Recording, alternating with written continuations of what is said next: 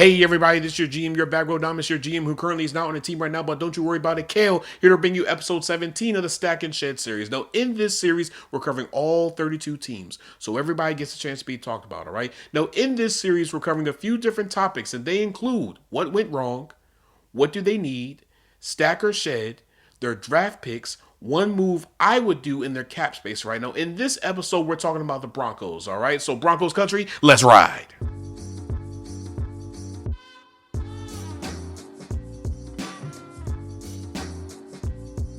All right, let's get into it. So, what went wrong in the Broncos season? And I would venture to say was inconsistent offensive production. As much as we celebrated the memorable game-winning drives, incredible comebacks, and crazy catches, the offense at times became dead weight. From failing to convert on key downs to questionable play calling, the offense struggled to find a rhythm. According to Sumer Sports, the Broncos scored 20 points or fewer in 7 of 8 inconsistent games.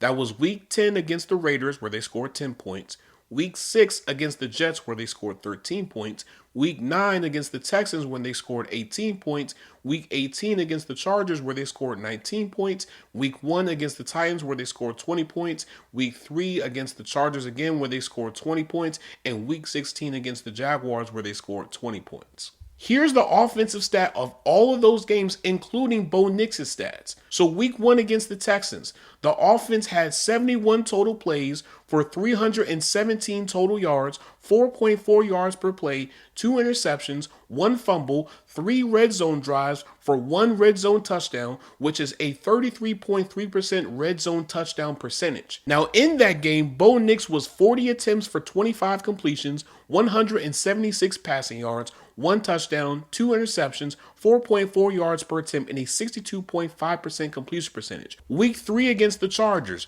the offense had 48 total plays for 265 total yards, averaging 5.5 yards per attempt, 2 red zone drives for 1 red zone touchdown with a 50% red zone touchdown percentage. Now in that game, Bo Nix was 25 attempts for 14 completions, 153 passing yards, 1 touchdown, 6.1 yards per attempt, and a 56% completion percentage.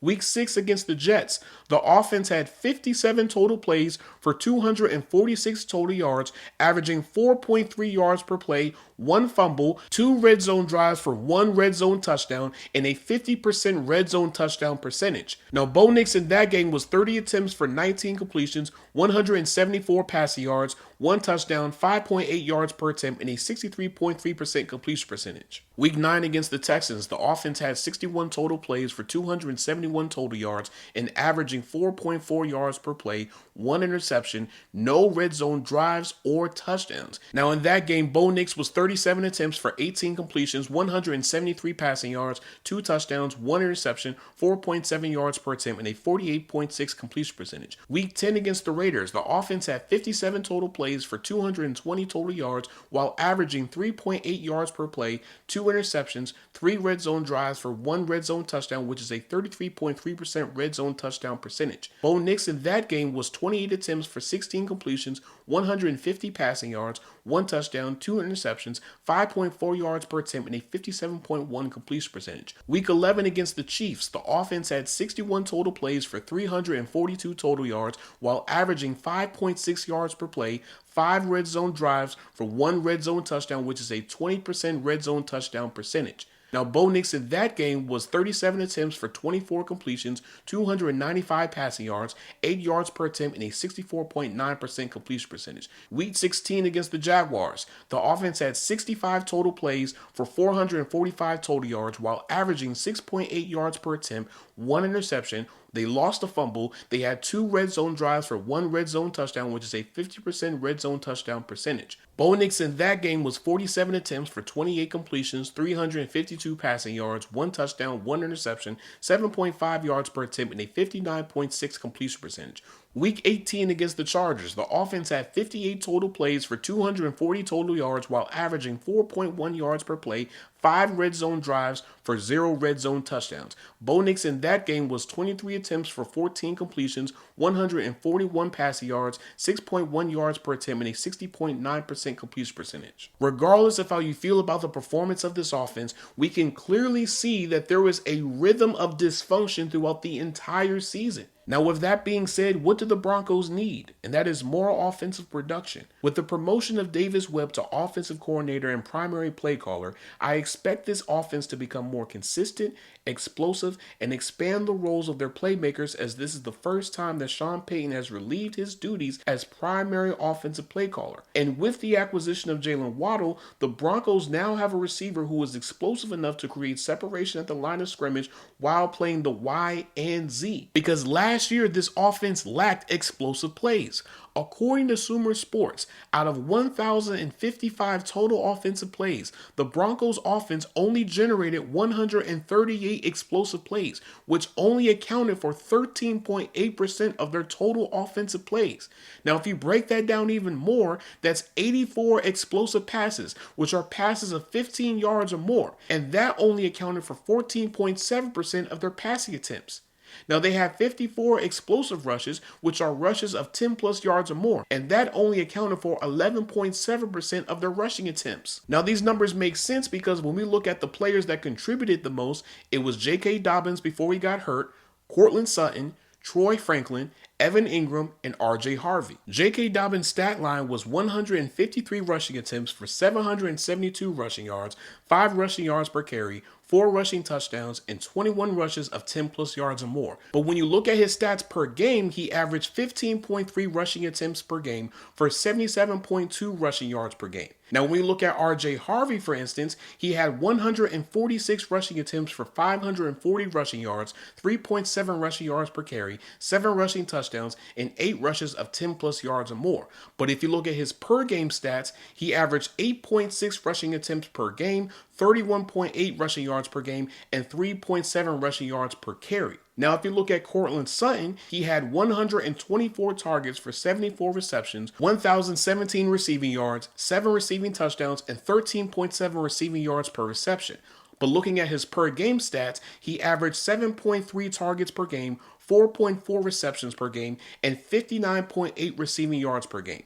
Troy Franklin had 104 targets for 65 receptions, 709 receiving yards, 6 touchdowns, 10.9 receiving yards per reception. Now, looking at his stats per game, he averaged 6.1 targets per game, 3.8 receptions per game, and 41.7 receiving yards per game. Evan Ingram had 76 targets for 50 receptions, 461 receiving yards, 1 touchdown, 9.2 receiving yards per reception. But when you look at his per game stats, he averaged 4.8 targets per game, 3.1 receptions per game, and 28.8 yards per game. R.J. Harvey had 58 targets for 47 receptions, 356 receiving yards, 5 receiving touchdowns, and he averaged 7.6 receiving yards per reception. But when we look at his per game stats, he averaged 3.4 targets per game, 2.8 receptions per game, and 20.9 receiving yards per game. So outside of those guys, nobody else was really contributing to this offense. Now, with that being said, the question we all need to ask ourselves is stack or shed.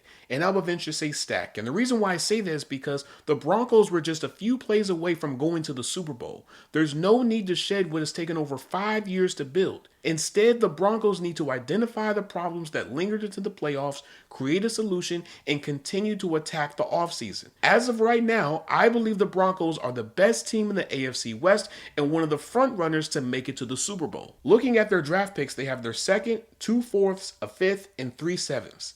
Although they only have 1 pick in the top 100, I believe they can use one of their 4th round picks to get into the 3rd round. Now, I wonder what position will the Broncos target first? Because according to Travis Wakeman from SportingNews.com, the Broncos have brought in Omar Cooper, wide receiver from Indiana, Kalen Black, running back from Indiana, Eli Stowers, tight end from Vanderbilt, Chris McCullen, defensive tackle from Missouri, Jude Bowery, guard from Boston College, Josh Gesky, guard from Illinois, Jonah Coleman, running back from Washington, Casey Concepcion, wide receiver from Texas A&M, Deshaun McCullough, linebacker from Nebraska, Caleb Alarms Orr, linebacker from TCU, Justin Jolly, tight end from NC State, Max Clare, tight end from Ohio State, Jeremy Rolder, inside linebacker from Michigan, Paul Publitt, tackle from UCF, and Kagan Tross, offensive tackle from Missouri for top 30 visits. Now, outside of Casey Concepcion, Omar Cooper, and maybe Eli Stowers, I believe all these players are in play for the Broncos. Now, the one move that I would do is bolster the defensive line. With the departure of John Franklin Myers, the Broncos need to find his replacement in order to maintain their dominance. Now, this can be accomplished through the draft, free agency, or maybe trading for Dexter Lawrence. Now, I know there's some of you within Broncos country who are against this, but just hear me out for a second. If you're the Broncos, I think you have to at least kick the tires on the idea of making this move as long as the Giants' asking price is reasonable. Now, if you feel if the asking price is too high, you can still address it in free agency or in the draft. Cam Jordan is still a free agent, and according to Spotrac, his market value is only $6.8 million. That's not bad. If you want to address this position in the draft, you can get Dante Corleone, Zane Durant, Lee Hunter, or Darrell Jackson. All of them will be available in the second, third, maybe even in the fourth round. Looking at their cap situation, they have $19.6 million, which I think is more than enough to sign their rookie class. Now, depending on how their draft goes, I expect the Broncos to make 1 to 2 additional free agent signings. Now, the degree of those signings can vary. They can be a camp body signing, they can be a competition free agent signing, or they can be a starter caliber free agent signing. Because you still have people such as Marshawn Lattimore, Trevon Diggs, L'Jarius Sneed, Hassan Reddick, Joey Bosa, David Onyemata, DJ Reader, Jimmy Ward, Leonard Floyd, D'Amico Autry, Quan Jones. Hell, you could bring back Von Miller because according to Spotrac, his market value is only $5.8 million. You have options. You have cap space. Do what you need to do. But I'm going to end this episode here. If you guys like what you're listening, please make sure you guys leave a 5-star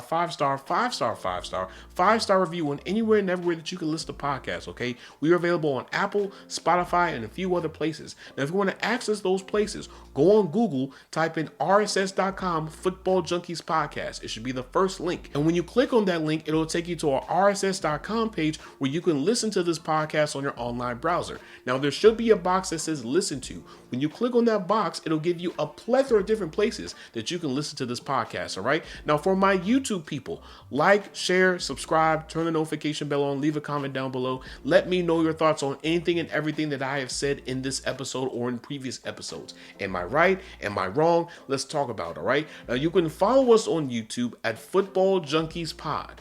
Football Junkies Pod. Now remember, we have a link tree in our bio. When you click on that link tree, it'll take you to anywhere and everywhere that we have Football Junkies content. All right. Now you can follow us on Instagram at Football_Junkies Pod. Football_Junkies Pod. Junkies Pod is not what?